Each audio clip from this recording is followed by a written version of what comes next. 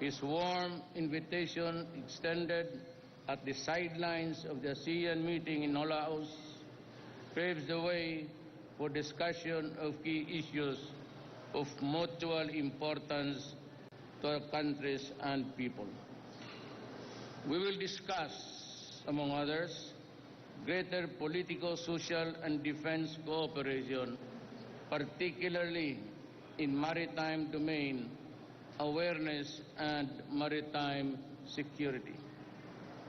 With Japan as the Philippines' top trading partner, I shall seek the sustainment and further enhancement of our important economic ties.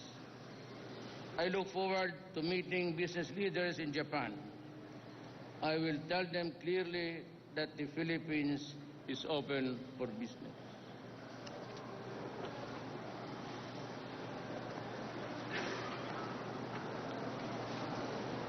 To support the Philippines' sustained growth and development, I shall seek to open more avenues of cooperation in key infrastructure development.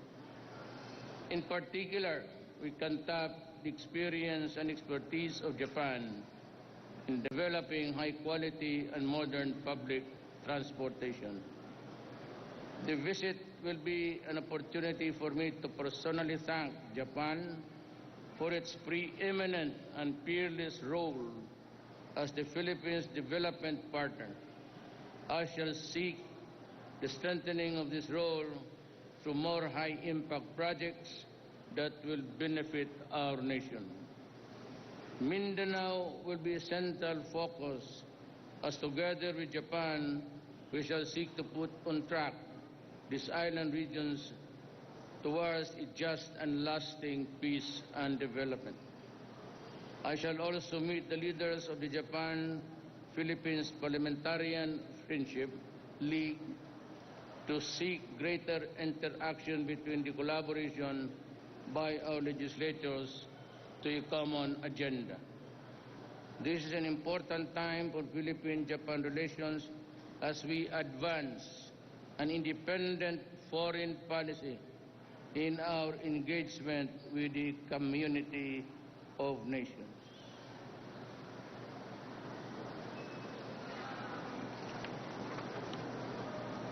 This is a defining moment for the solid and strategic partnership between Japan and the Philippines, carefully nurtured over 600 years of formal diplomatic relations. During this visit, I am honored to pay a courtesy call on His Majesty the Emperor. This courtesy call is imbued with great and special significance. It reaffirms at the highest level the positive transformation of ties between our nations and peoples. It renews our shared commitment to a forward-looking partnership that is founded on mutual respect, dignity, and solidarity. It will capture in one moment the full range of our relations with a country that is kept at high regard and definitely deserves its unique place. Ours is an abiding partnership with Japan. It is based on common aspirations and shared values of democracy, adherence to the rule of law, and the peaceful settlement of disputes. As I seek to advance our national interest in this official visit to Japan, I will remain true to my sworn oath as your President. Maraming salamat po. I can about a few questions from the media, so just to assuage your hunger for... Mr. President, our Yes, first sir. question is from Hataw Rose Tobenario. Good morning, Mr. President. Yes, ma'am. Posible po bang pag-uusapan ninyo sa inyong pagbisita sa Japan ang Visiting Forces Agreement with Japan? Again. Posible po bang pag-usapan nyo sa pagpunta nyo sa Japan yung pagbalangkas ng Visiting Forces Agreement with Japan?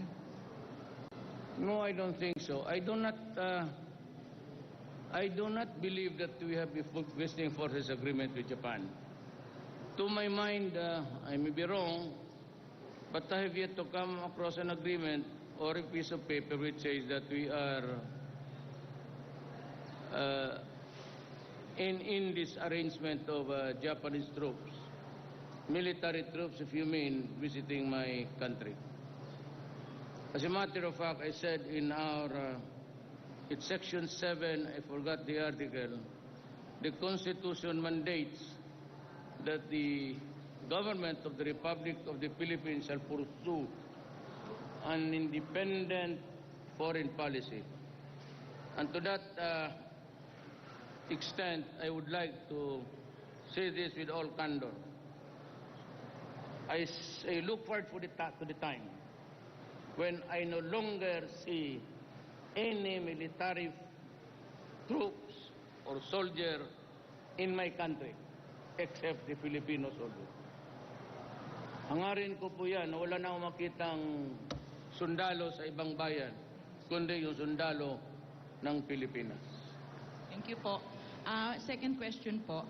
Sa napipinto po ninyong pagpunta sa APEC Summit sa November 19 to 20, sa palagay po ba ninyo ay mas maipapaliwanag ninyo ang inyong independent foreign policy at ang drug war na isinusulong po ng inyong administrasyon? Well, I said I do not have to dovetail what the policies of our countries are, and especially in the matter of stationing of the military troops in my country. I really hate it. I don't want it. We don't need it. We're not going to war, and there's not going to be any war in the future. Our Yes.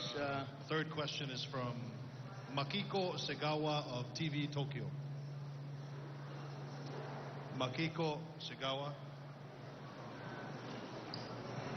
Thank you so much for accommodating. I'm Makiko Segawa. I'm representing TV Tokyo. And the first question, what emotion, what motivation and feeling now you carry for Japan because you are about to leave for Narita Airport, Tokyo? And then Even as I take off today, this afternoon, just seeing you in my country asking questions is the beginning of a great expectations and joy. I go to Japan with full trust that we can understand each other, and Japan will understand my position vis-a-vis with the foreign policy that I want to implement. It's just a question of a policy that is really, truly Filipino. thank you. And the second question is foreign, like in Japan, the many media talking about your diplomacy, attitude of diplomacy, if you are more for China or for Japan, and can you tell me the truth? Like if you like more Japan or you like more China? Okay? You understand? Can you translate? Mr. President, she is asking if you love Japan more or you love China. Between China and Japan, I think I love the Philippines more.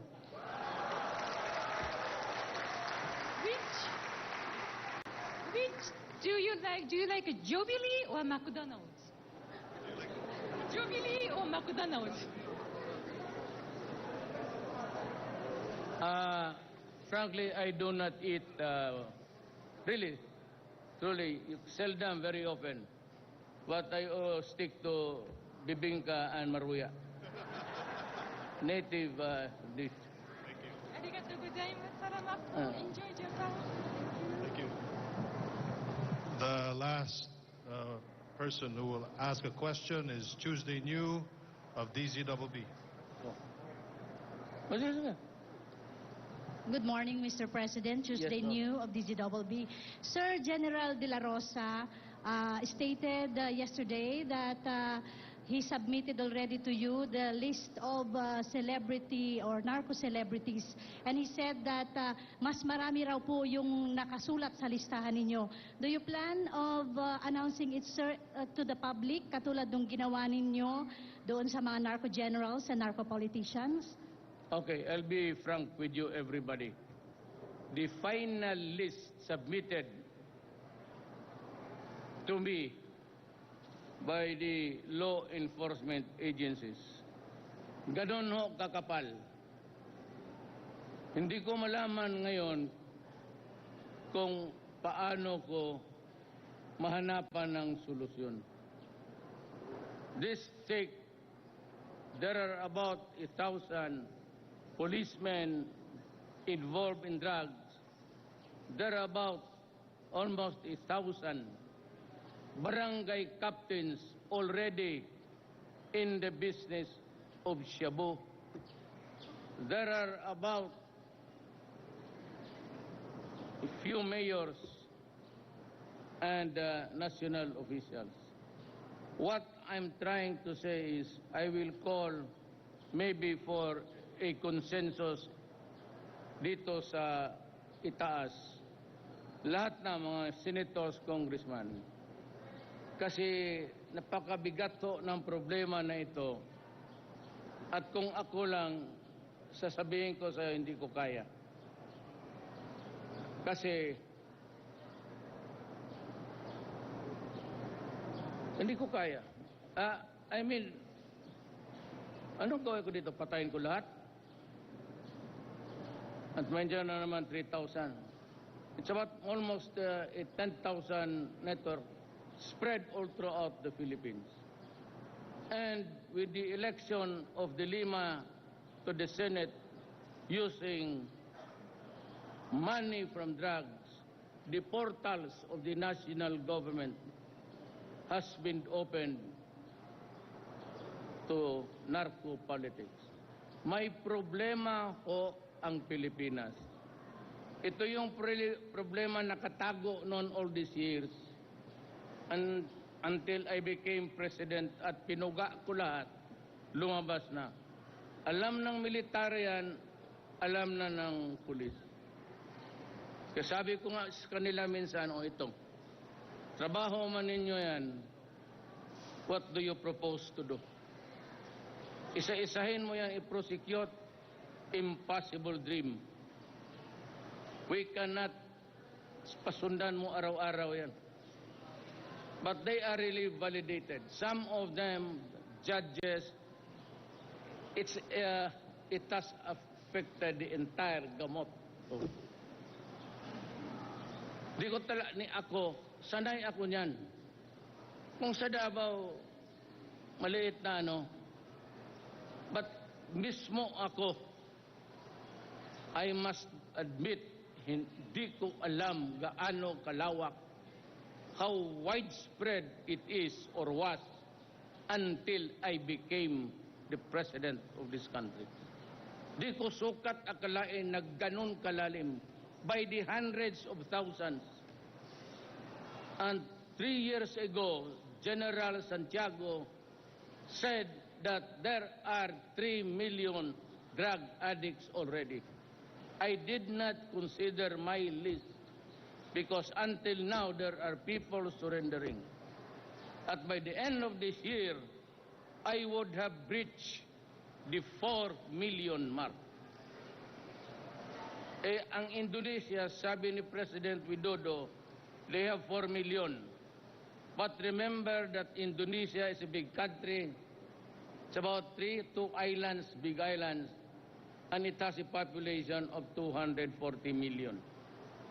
Ang akin, is maliit na island, 7,000 pieces of islands, and I have 110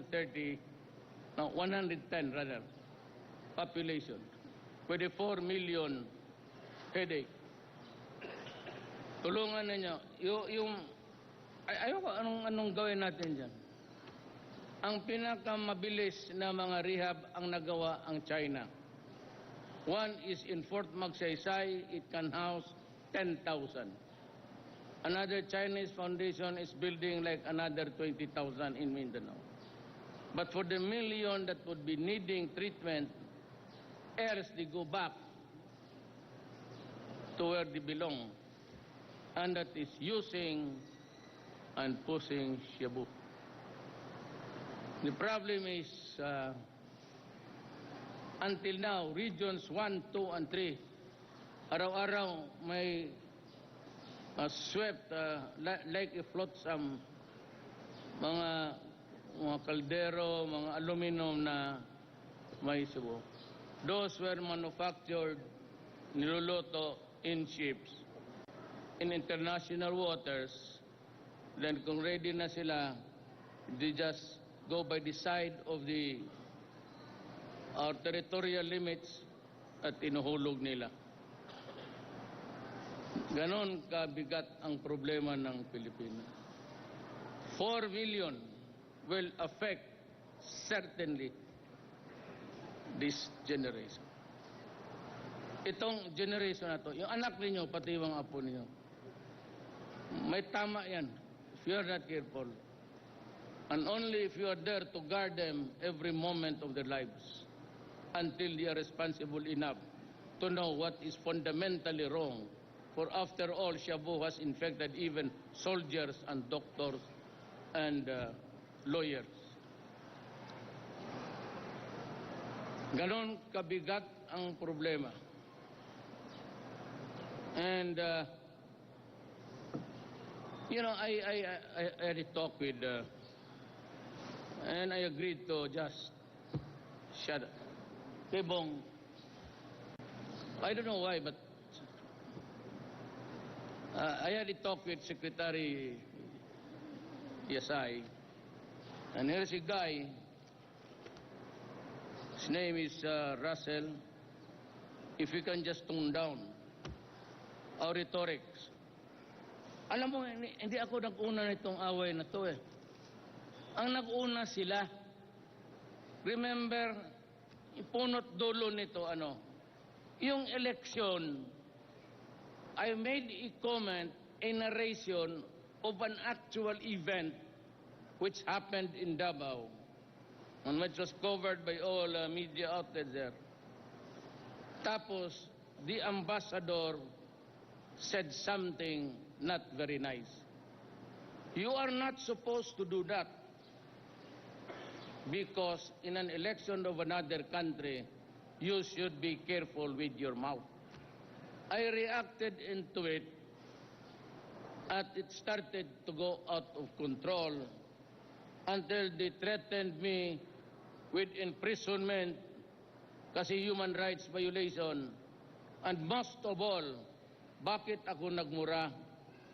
Just to show na bastos rin ako. Alam mo bakit? They were threatening me because it was an issue. It was a yellow fever issue sa election. It was not an issue against me in the early days of the campaign. When I was hitting hard sa rating, and then there was this looming, well, they started the hogwash. A senator whose foot is in his mouth. Good for nothing. Tapos sila ang nag-umpisa na be careful, lumabas yung Human Rights, State Department, Obama, EU. Ginanon ako, and every time they said, we will cut our assistance. Sabi ko sa kanila, putang ina ninyo, wag mo kaming gawing aso. Do not, sabihin mo na, as if I am a dog with a leash, tapos magtapon ka ng pan doon sa malayo, hindi ko maabot. Sila, you review. All that I did was, alam mo bakit? Walang nakikinig. I was trying to say na ganito. That hindi yung 3,000 na yan, mga ulol kayo, hindi lahat gobyerno yan. May pinatay ng gobyerno on legitimate encounters.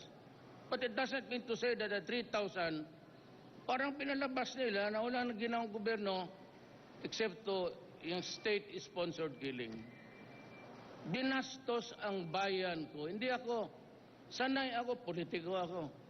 And so what if hindi sila believe sa akin? Hindi naman ako believe sa kanila. What yung pagsabi every time that they make a comment about human rights, which is really sinasakyan ng mga gago dito. Pinapalaki nila. Maybe itong elite, pati itong mga mayaman sa mundong ito dito sa Pilipinas ayaw sa akin. Let's say kayo, ayaw ko rin sa inyo. Kahapon tumawag si Secretary Asay. Nandito raw ito siya. Ang sabi ni, nag-usap daw sila, sabi na if we can just tone down our rhetorics against America. So huwag ninyo akong ganunin. Every time sabihin, they threaten us lang, pati itong iyo. Akala mo mas bright kayo sa atin. Tapos sabihin na, be careful, we will put you in prison. Putang ina, subukan mo. Now, what did I do to China? I went there just being nice. O, tingnan mo ang lumabas. Duterte'S, Sparks, International Stress. Ito, nakaliit-liit kung tao, ba't mag-stress? Nervyoso kayo. Kasi guilty. Wala man akong ginawa sa China. Nag-usap kami. And so there's a lot of speculation. Sabi ko, look at Section 7 Article.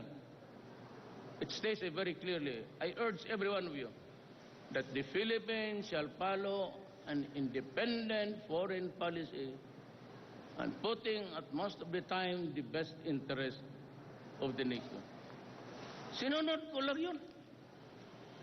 Ginawa mo, nervyoso. Duterte'S Sparking International Distress. Pakialam ko sa Africa. International. Yun ang ayaw ko na sana, pero nung nabasa ko ngayong umaga, I promised the Secretary, I want. Kung nabasa, sabi ko ito mga Amerikano, buang talaga. Style, kita nga maglakad dito, kala mo sino? Wala pang mga visa itong mga gagong to. Tayo magpunta doon, pahirapan pa. At may sabi pa raw, galit ako kasi hindi ako binigyan ng visa. I'll tell you my answer. First time I went to America, ito ang question ng consul. Why are you going to America? I said, to visit a girlfriend. Yeah, yes. Tapos sabi niya, what if you decide to marry the girlfriend and you do not go back here to the Philippines? Mr. Consul, even if you grant me a multiple lifetime visa, and even if you give me $50,000, I will not go there anymore. I'll stay here in the Philippines. Hindi ako hangol ng bayan. Baski ako, kahirap natin. Hindi, magtiis tayo. Do not dangle me about America. What is it? Nagkagulo-gulo na nga kayo doon eh. Why should you go there? Magtanong ka ng mga Pilipino doon, mga doktor. Tanong ka ng mga sundalo na nag-aral doon. It's pure bigotry and discrimination doon. Magtanong ka na napunta. Kasi bayan nila. Ay, kaya sabi niya, separate. Well, separate, yes. You have the EDCA. Well, forget it. If I stay here long enough, one day that EDCA will, if it's an executive agreement, then I will just. I do not want to see any military man of any other nation except the Philippine soldiers. Yan lang ang gusto ko. That's the long and short of it. I want an independent policy that daw pasunod-sunod ba si kanino.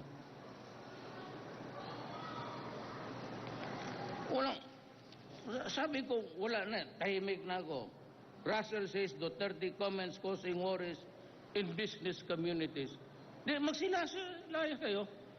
Magtiis kami. We will recover, I assure you. We will live and survive. We have gone through the worst of times in this planet.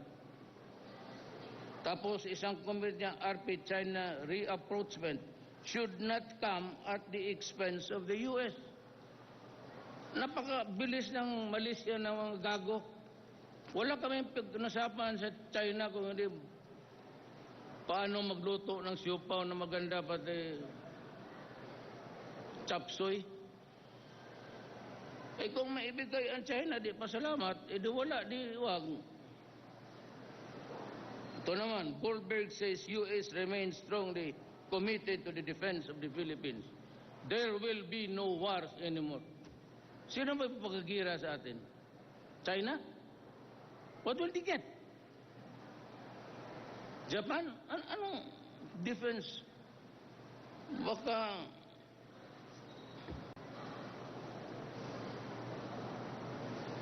they want to talk about the boogeyman of war. Stop that shit. Nobody is interested in wars anymore. And if there is a fight, you fight your wars. Do not include mine. During the time when Manila was to be taken back by the Allies, they carpet bombed Manila. Hindi ang Hapon sila. The comebacking American forces. 200,000 died here. Ang Manila talaga flattened. So just in 2 days of bombing. Plus the massacre. You know, before we can move forward, Mr. America, there are things, so many things around. The massacre of the Filipinos before. These are historical hurts that would never go away. Depende na lang kung makapresidente ang Pilipinas na tota ninyo. If you count me out, I am not one of you. I am not also a tota of any country. Mind you,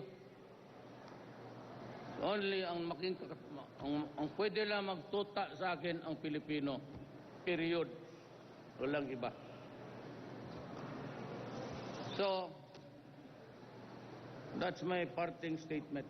Yes. Pag hindi ako pinaland ng Japan, balikan kita dito. Yes. Just to complete, sir, yung thought nyo about EDCA, are you close to rescinding it? Because you mentioned that you want to see nobody except the Filipino soldiers on our soil. Ito, pumunta itong maybe to talk to me. Dito, mag-usap kami. Yan, dalawa lang kami. Isang kwarto. I don't want anybody else. Gusto ninyo, magganong kayo sa plywood. Pakinggan ninyo kung paano ko. Sige, sir. Thank you. Thank you so much, Mr. President. Thank you so much, media. Let us all greet our president. A very, very fruitful trip to China.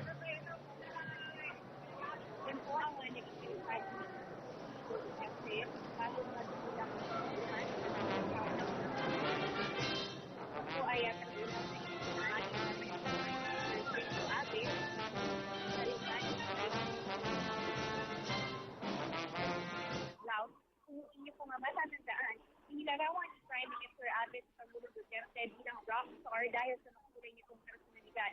Mamayang alas 5:30 ng hapon, oras sa Japan, o alas 4:30 ng hapon, oras sa Pilipinas, inaasahang dadating sa Japan ang Pangulo kasama ang kanyang delegasyon. At sunod niyang gagawin ay makipagkita muna sa Filipino Police. At kasama rin sa aktibidad na inaasahang gagawin ng Pangulo ay pakikipagkita sa mga top Japanese business leaders. May dinner ito hosted by Prime Minister Shinzo Abe at faithful kay Emperor Akihito sa Imperial Palace. Samantala, ilan po sa mga business ng dalawang bansa ay economic cooperation, pamumuhunan and defense cooperation at paggunita sa ika-60 na taong anibersaryo ng diplomatic ties ng dalawang bansa. Sa kanyang naging statement, sinabi ng Pangulo na yung kanyang pagbisita sa Japan ay isang magandang opportunity para pasalamatan ito dahil sa kanilang pagiging development partner.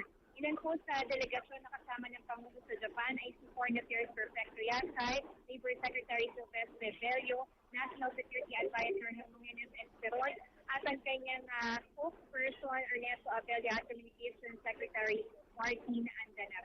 Yan po ang buod ng aming pagpapalita mula po rito sa May Terminal 2 para sa PTV, Eden Dalato.